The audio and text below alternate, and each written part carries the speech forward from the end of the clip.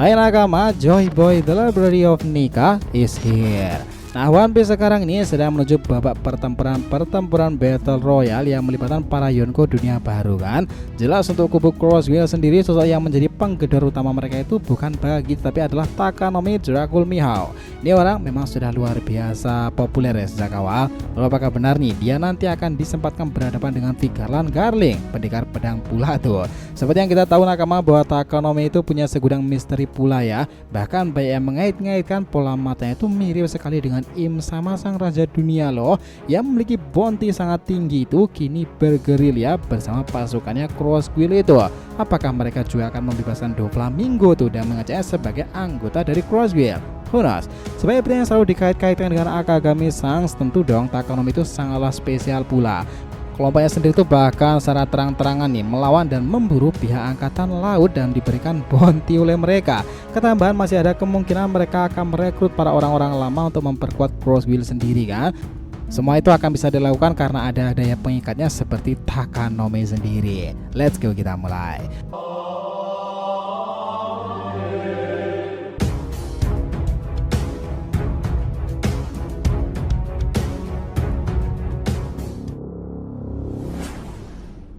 Namun sebelum masuk pembahasan, jangan lupa untuk like video ini ya nakama, ya supaya bentuk support kalian semuanya untuk channel ini kedepannya agar terus berkembang dan berpetualang bersama Nika sang Joy Boy itu.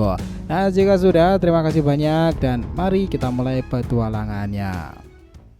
Gini nakama, ada informasi jika Crosswheel sekarang itu tengah menghebohkan dunia baru ya sob. Mereka dikabarkan memburu para Vice Admiral yang habis keluar dari Egghead itu sendiri. Para Vice Admiral itu dikalahkan dengan mudah oleh Dracul Mihawk dan juga Sir Crocodile. Sementara Bagi itu melihat serangan-serangan itu silih bergantian, dia ketakutan tuh. Tetapi para anak buahnya itu menganggapnya sebagai dewa petarung. Makanya Bagi itu kemungkinan berpura-pura hanya untuk menunjukkan kekuatan hebatnya. Namun setelah itu nih, setelah Togoroset terlihat sangat antusias untuk berhadapan dengan si mata elang ini. Crosswheel, bersiaplah kalian. Takanomi, apakah kamu bersama sebagai penyandang pendekar pedang nomor 1 belum pernah berhadapan dengan lawan yang setara denganmu? Setelah itu kita melihat bahwa Dracul Mihawk yang membuat para angkatan laut kerepotan, dia mengatakan, di mana Vega Pangyok itu, berikan Mother Flame itu kepada kami dan kembalilah pada angkatan laut. Jika tidak, aku akan mengirimkan Kokuto no Yoru dengan jarak paling tajam yang pernah ada. Serangan fokusku ketajamannya seperti mata elang. Kau tak akan mungkin bisa menghindarinya seperti Daimon Josu kala itu, karena kalian hanyalah angkatan laut rendahan dan tak istimewa. Crocodile melihat itu, dia melirik pedang Kokuto no Yoru. Dia juga teringat percakapannya dahulu dengan Mihawk. Takanomi, apakah benar di dunia baru sekarang ini kau adalah yang terhebat dalam pertarungan berpedang? Apakah benar-benar pedang itu nomor 1? Mihawk sempat mengatakan, nomor 1 katamu? Aku sendiri bahkan tidak memperdulikan hal itu. Medialah yang membuatnya menjadi besar dan skill hebatku itu menjadi salah satu kemampuan yang juga mengimbanginya. Memang sih Takanomi itu populer itu dari dulu. Sejak awal kepopuleran itu sudah selalu disanding-sandingkan dengan Akagami ya nakama. Nah haki Takanomi itu juga dianggap bisa selevel dengan Yonko dunia baru loh, meskipun belum diperlihatkan secara seksama. Nah ngebahas soal sejarah rivalitas antara Akagami dan Sang serta Takanomi itu memang menarik. Dimulai dari sini nih. Berdasarkan dalam data book kala itu di VV Card Mihawk itu kala itu juga sudah terungkap ya bahwa dia itu sudah terkenal sejak era sebelum kematian Goldie Roger loh. Ternyata Mihawk sudah melambungkan namanya sendiri sebagai pendekar pedang generasi kala itu. Konon dikatakan dia terus disebutkan berlatih tiada henti selama bertahun-tahun dengan menantang orang-orang kuat yang akhirnya tak ada lagi lawan yang layak menurut Mihawk sendiri. Tetapi ada seseorang yang begitu dihormati Mihawk, dia sudah berada dalam kapal Oro Jackson sejak belia, pria yang dikenal sebagai Mugiwara Sans. Kala itu Sang masih memiliki topi jerami warisan kaptennya ya. Dia juga memiliki pedang andalannya Griffon itu. Tetapi pedang Takanomi sampai sekarang ini bisa dibilang lebih populer dan tergolong dalam kelompok kategori Saijo Owazamono. Konon pedang itu berada di kategori paling supreme dan paling tangguh dengan kualitas tertinggi yang hanya berjumlah 12 buah nih. Salah satu yang paling terkenal itu adalah pedang hitam Kokuto no Yoru yang dimiliki Mihawk itu, yang panjangnya kurang lebih hampir 7 kaki nih. Pedang itu memiliki daya hancur sangatlah mematikan dalam sekali tebasan nakama, bahkan mampu memotong gunung es sekalipun menghancurkan armada besar atau menyerang jarak jauh. Itu sudah ditunjukkan di Marineford ya nakama. Mereka itu memang pada dasarnya itu menarik sih, karena kedua orang flamboyan di dunia baru itu melakukan battle sengit kala itu nih. Dari banyak referensi pertempuran tersebut tidak tahu siapa yang menang, tapi keduanya tidak mengalami luka sedikit pun. Nah, Shirohige kala itu juga mendengarkan bahwa pertempuran itu sangatlah luar biasa hebat. Setelah itu dia bergabung dengan Cross Guild sekarang ini. Namanya tambah tenar lagi sebagai sang pemburu angkatan laut, bahkan nilai botnya sudah keluar waktu itu bersama para anggota lain ya. Mihawk memang sempat diburu dari pihak angkatan laut dan pemerintahan dunia ya setelah sisi buka itu dibubarkan. Namun kini dialah yang memburu angkatan laut. Kita tahu bahwa bounty-nya itu sangatlah luar biasa. Dimulai dari Silk Crocodile yang bernilai itu 1.965 berries, bagi bernilai 3.189 berries, dan juga bounty mereka berdua yang paling tinggi itu adalah Mihawk bernilai 3.590 berries. Wow, kedean memang luar biasa sih, apalagi untuk Mihawk sendiri kan. Seperti yang kita tahu nakama, dahulu pun ramai kabar pula Takanomi itu terhubung pada sebuah ras unik yang memiliki tatapan mata tajam itu loh. Ini pun ramai karena sangat identik dengan Im Sama sang raja dunia sendiri kan. Setelah munculnya Im Sama waktu itu, semua mata tertuju pada karakteristik unik tentangnya yang tergambarkan dalam siluetnya. Ya pola mata itu memanglah menarik sob, karena dia itu memiliki karakteristik yang seperti Mihawk pula.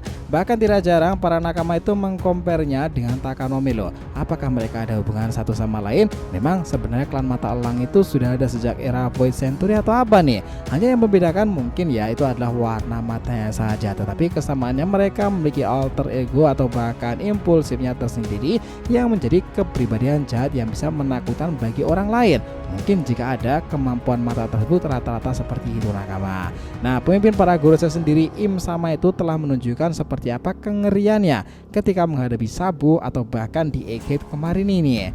Bahkan Gorosei Satoru saja dibuat sekarang itu lenyap karena Im Sama ya. Mengerikan sekali sih pemimpin para Gorosei yang sebenarnya itu, dan orang yang bekerja dalam sistem tatanan pemerintahan dunia ratusan tahun ke belakang.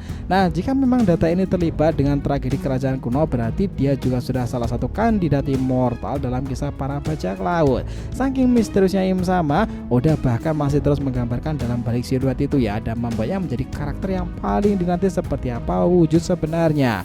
Nah, yang menjadi daya tarik sekarang ini, meskipun dia masih disembunyikan identitas fullnya, tetapi pola mata itu membuat kita penasaran karena berbentuk serupa dan memiliki warna yang berbeda dengan Mihawk, tetapi memang ciri-cirinya sama seperti yang kita bilang tadi.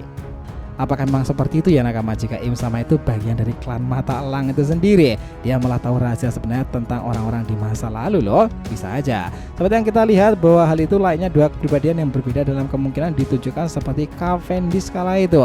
Di sisi humanisnya dia itu seperti seorang malaikat, bahkan kupu-kupu saja menempel kepadanya kan. Namun kondisi ini juga ada alter egonya yang menakutkan bak seorang iblis seperti yang ia tunjukkan pada Lulusia sendiri. Ketika Sabo, orang luar pertama yang mengetahuinya bahwa tahta kosong raja dunia itu ternyata ada seorang yang mendudukinya nih. Ketika ia tahu Sabo berada di Lulusia, mungkin ya dia lalu mencoret pulau itu dari peta dunia, dan boom, keluarlah kekuatan dahsyat yang mungkin bersumber pada salah satu informasi tentang Mother Flame itu sendiri.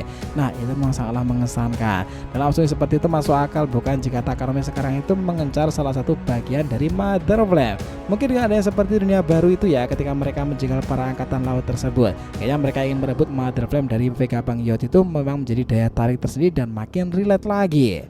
Hipotesa ini juga serasa nyambung lagi pada teori-teori sebelumnya bahwa kemungkinan di tanah suci Marijoa yang sedang heboh itu, para Gorosei yang menerima panggilan dari Vegapunk Yacht sangatlah terkejut. Mereka mengetahui organisasi Cross Guild telah menyerang mereka. Nah, mereka sempat bertanya di mana si Purple atau bahkan Kizaru. Yok pun kemudian menjelaskan bahwa mereka telah pergi meninggalkan pulau terlebih dahulu. Yok bisa saja mengatakan jika dia sekarang mengalami masalah besar karena sebenarnya dia juga telah dipusingkan bahwa Punk Record itu telah dibawa pergi oleh seseorang yang mirip Edison.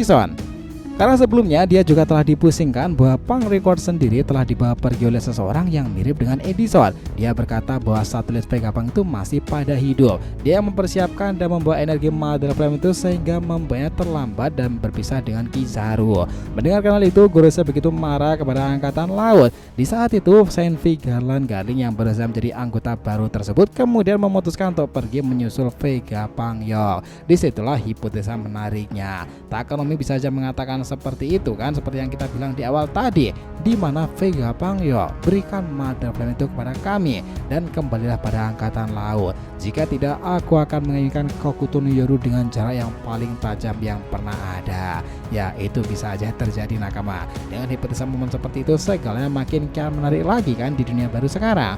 Nah, itu memang mengesankan. Masalahnya itu era ini akan menjadi pertempuran besar-besaran dan semuanya akan terlibat seperti halnya Takanomi. Saga panjang ini kami pikir akan berakhir di Elbaf ya nakama, dan dari itu semuanya banyak hal yang akan berkaitan satu sama lain. Salah satunya adalah para kelompok bajak laut flamboyan itu dan Cross Skill berpeluang ikut serta. Namun selain itu nakama, ada gap di sini nih. Karena kala itu Oda Sensei itu mengatakan hal yang menarik seperti ini tentang Battle Royale tersebut. Semoga dari dua pertempuran Battle Royale tidak ada karakter yang sampai harus gugur. Memang sudah banyak yang mengatakan jika pertempuran itu ada kaitannya dengan organisasi Rocks di masa lalu. Nama-nama yang terhubung kuat itu adalah setelah insiden Rocky Pot tersebut. Itu akan mengarah ke beberapa karakter kunci seperti Wang Zi, Kuroige, serta Gab itu tadi. Dan ketambahan kelompok Yonko itu pemilik nama kapal yang serupa dengan pemimpin Rock di Sebek di masa lalu, Cyber of Sebek, dan juga informasi tentang bajak laut dan Yonko-Yonko lainnya. Tentu dong para Yonko seperti Bagi sendiri dan juga kelompok kapalnya seperti Mihao itu akan terlibat pada pertempuran Battle Royale ini nanti. That's really interesting. Sepakat nakama semuanya. Jadi telah tadi ya pembahasan kita mengenai Battle Royale Dracul Mihao, pemimpin sebenarnya Cross Skill yang siap bertempur di Elbaf kapanpun mereka mau. Jadi terima kasih banyak ya telah menonton cerita ini sampai akhir. Jika kalian punya pendapat langsung aja komentar di bawah nih dan kita akan usahakan respon, oke? Sampai jumpa di video selanjutnya nakama, dan Joy Boy Sang Nika telah kembali ke peradaban One Piece.